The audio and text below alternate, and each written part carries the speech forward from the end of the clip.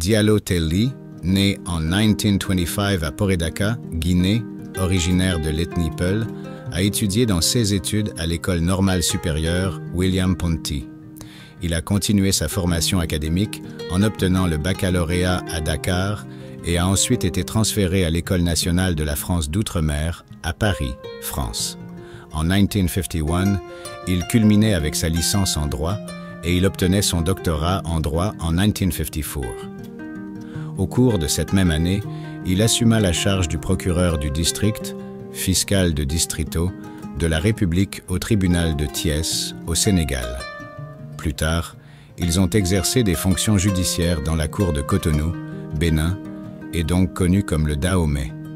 Son ascension électorale en 1955, alors qu'il était désigné comme chef de l'Office du Haut Commissionado de l'Afrique occidentale France, AOF, à Dakar, marquant aussi le point le plus haut qu'un Africain pouvait atteindre dans le marco de la période coloniale française. À partir d'avril 1957, il occupe le poste de secrétaire général de l'AOF, chargé d'exercer ses activités pendant un laps de temps. Après le référendum du 28 septembre 1958 pour que la Guinée obtienne l'indépendance de l'AOF, Diallo Telli fut envoyé aux États-Unis comme représentant permanent de la Guinée auprès des Nations Unies. Il a occupé ce poste en juin 1964, avec une pause entre juin 1960 et mars 1961. Il a également été ambassadeur aux États-Unis depuis avril 1959 jusqu'en juin 1961. Lors de la création de l'Organisation de l'Unité africaine à Addis Abeba, Diallo Telli a été désigné comme premier secrétaire général, exerçant son rôle au cours des 2 dernières années, de juillet 1964 à juin 1972. Cette tâche représentait un défi de grande envergure pour lui jusqu'à présent.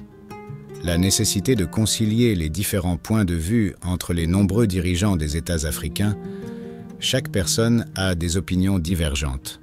Dans un article publié en octobre 1965, Telli a reconnu les complexités et les différends inhérents, mais il a prouvé que l'organisation avait déjà conçu une structure suffisamment adaptable pour aborder ces questions. En outre, nous avons pensé à interroger l'évolution des connaissances si l'Organisation de l'Unité africaine n'existait pas. À certaines occasions, Telli a été critiqué par sa française. Certains nous ont critiqués pour insister sur les points de vue de Sékou Touré.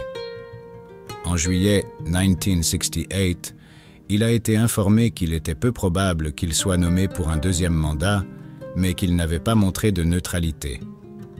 Un rapport sur le travail de l'OUA à Argel en septembre 1968 lui a valu la position de Telli dans la guerre civile du Nigeria.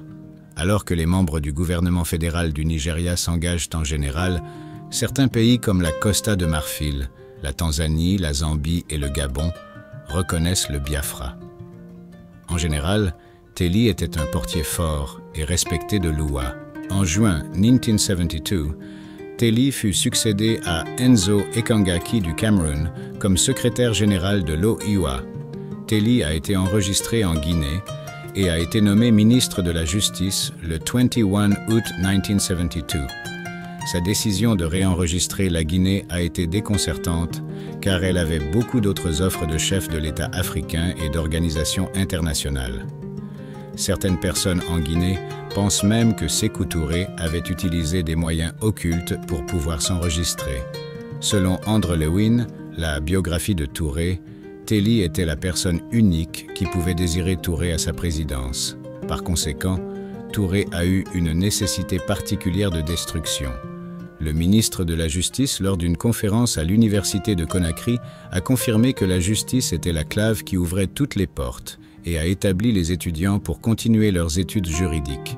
Sans embargo, Telli a obéi aux directives du parti et a été l'auteur de la loi de juin 1973 qui a éliminé toute l'indépendance du pouvoir judiciaire, créant des tribunaux de personnes au niveau de l'agence et du voisin.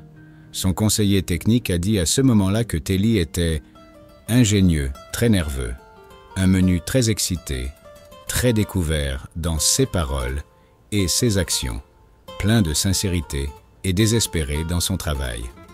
Après la réconciliation entre la France et la Guinée en juillet 1975, Sékou Touré a suggéré, dans une fête pour célébrer l'occasion, que Telly pourrait être un candidat adéquat pour être secrétaire général des Nations Unies.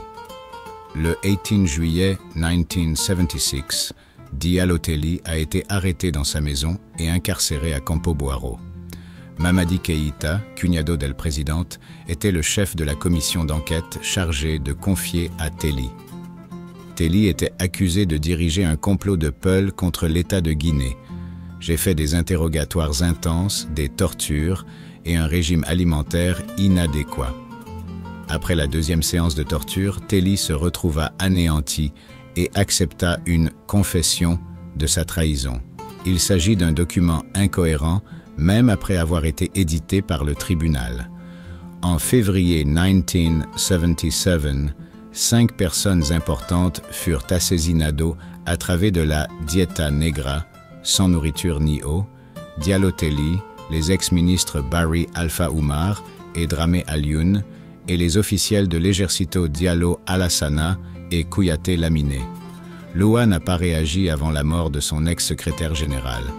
Sans embargo, la disparition de Telly, un diplomate international largement respecté par sa dignité et sa bonne nature, a contribué à accroître la conscience internationale concernant les abus du régime de Touré.